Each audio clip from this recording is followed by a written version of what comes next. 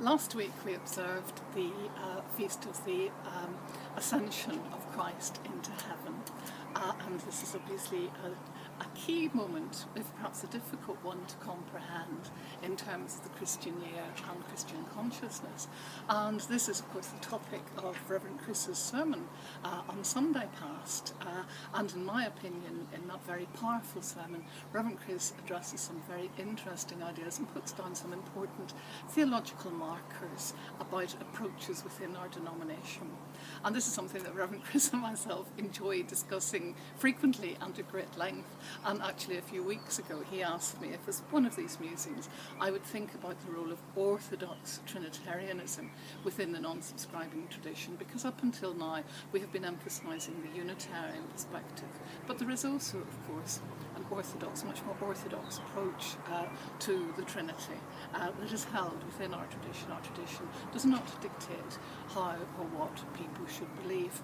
And I think that the theological trajectory here takes us right back to the roots of non-subscription and means that we must go right back to the foundation of the Presbytery of Antrim and to the 18th century. But while that trajectory brings us through up until the present, I think we can see three distinct phases.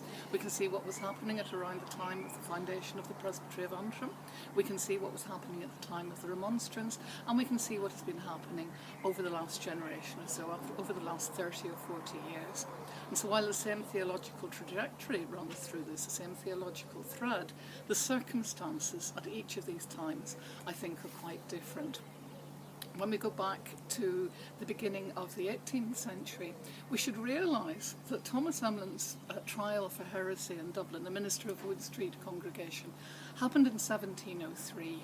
That was 6 years after Thomas Aikenhead, a Scottish medical student, was executed. He was hanged for heresy, including for expressing Unitarian ideas.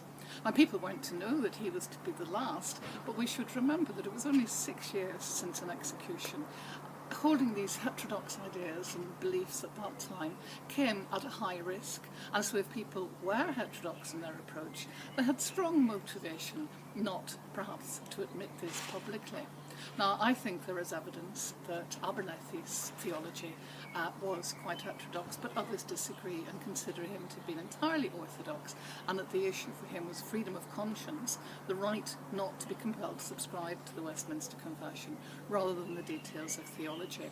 I think we should remember, though, that Abernethy, who's often considered and described as the founder of our denomination, was invited as a young man to be Emlyn's successor in that Wood Street congregation. At that time he declined, and he was ordained and installed to Antrim, and there he was to remain for some 2 decades, but he did eventually become minister in Wood Street. So some of us think that he was very orthodox, some of us think he was less orthodox in his theology.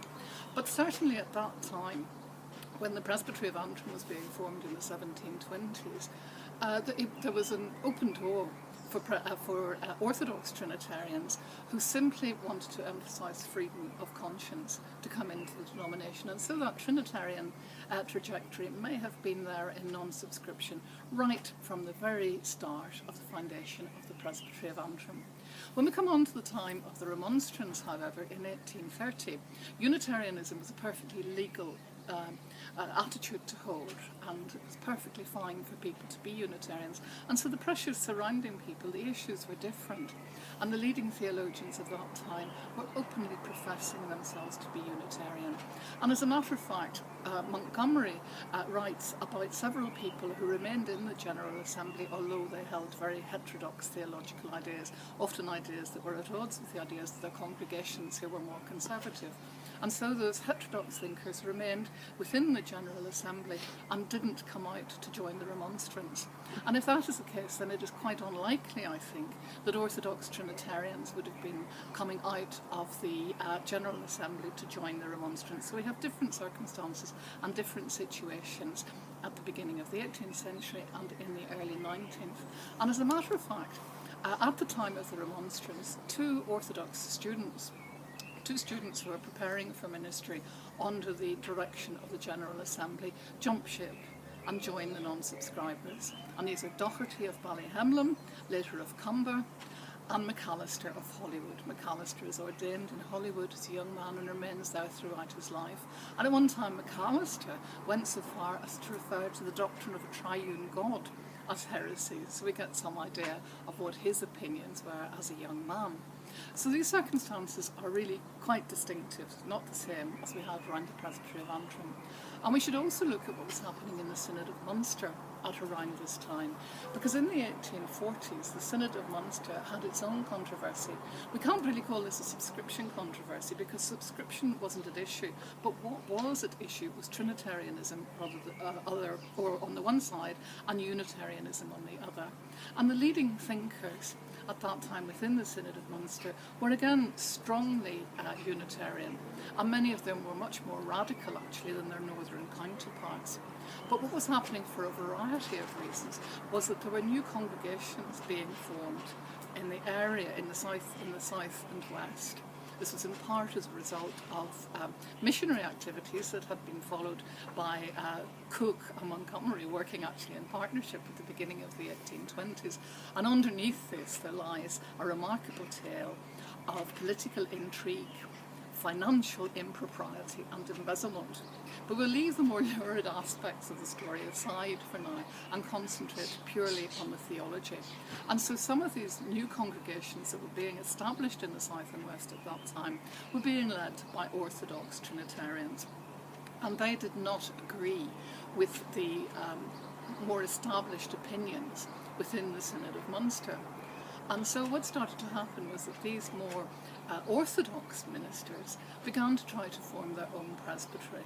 And this was to the shock and horror of the Synod of Munster, who at first said that there was no such presbytery and were very, very strict in their attempts to discipline this and to call these ministers to account and to bring them back under the authority of the Synod of Munster.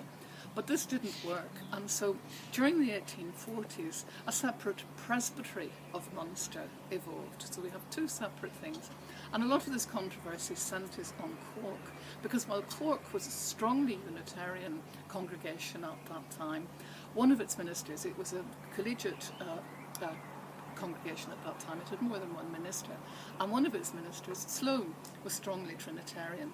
Eventually Sloane left and joined the other Trinitarian ministers, and they made application to the General Assembly, and at the beginning of the 1850s this separate Presbytery of Munster was dissociated from the Synod of Munster, joined the General Assembly and became a non-subscribing presbytery within the General Assembly. So we have a split there in of this Presbytery of Munster from the Synod of Munster at that time. When we come into the 20th century, we find that ideas of Trinitarianism are underlying a particular bequest that is made to the denomination at that time. And I think that beneath this we can see the same sorts of concerns that we can see in Montgomery when the more radical form of Unitarianism is being espoused by some of his colleagues at that time.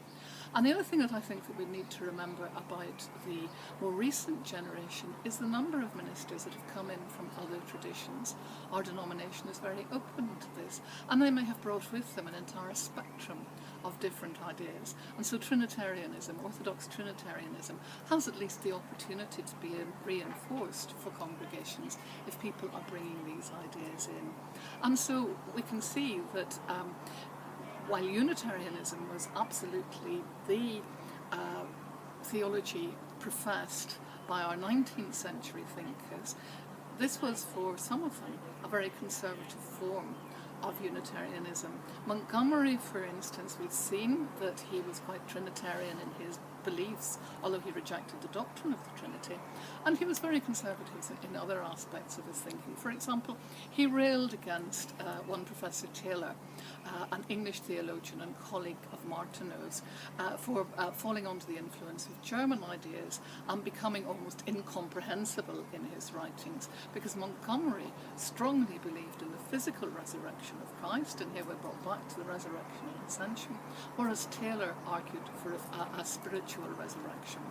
And so these ideas are not straightforward. There are many, many faceted and multi-layered and complex, and these different traditions are what can, if held together, give our denomination its great dynamism. Now, another aspect that we might want to consider when we look inside at the theology of the non-subscribers, or theologies of the non-subscribers, is to look at what their attitudes were, those 19th century thinkers, to what we nowadays call world religions. And that's where we'll go next time.